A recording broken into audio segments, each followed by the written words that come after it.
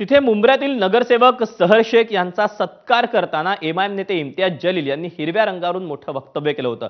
संपूर्ण महाराष्ट्रात हिरवा रंग पसरव असं जलील म्हणाले होते। जलील यांच्या वक्तव्यानंतर आता भाजपात दोन मतप्रवाह पाहायला मिळतात।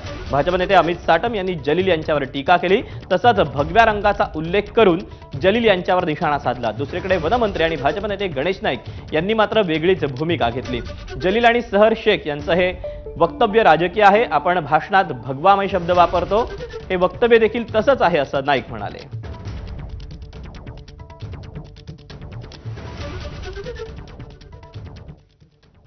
महाराष्ट्र त्या मराठ्यांचा महाराष्ट्र आहे ज्यांनी पेशावर आणि मुलतानपर्यंत छत्रपती शिवाजी महाराजांचा भगवा झेंडा हा रोवला होता आणि दिल्लीच्या तख्तावरी भगवा झेंडा शिवाजी महाराजांचा त्या ठिकाणी फडकावला होता।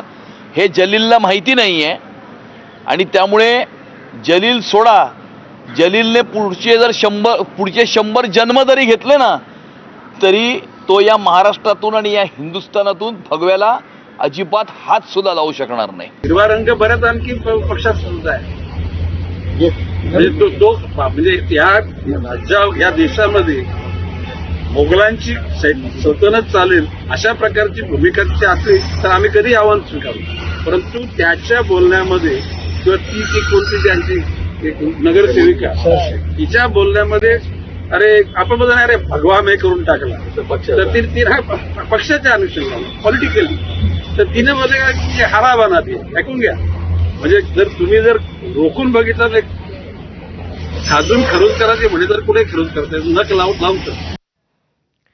दुसरीकडे ज्यांच्या वक्तव्यानं हिरव्या रंगाचा वाद सुरू झाला त्या मुंब्र्यातील नगरसेवक यांनी सहर शेख आज प्रजासत्ताक दिनानिमित्त ध्वजवंदन केलं। त्यांनी भारतीय ध्वज आणि हिरव्या रंगाबाबत महत्त्वाचं वक्तव्य केलं। त्यांच्यावर आरोप करणाऱ्यांनाही सहर यांनी उत्तर दिलं।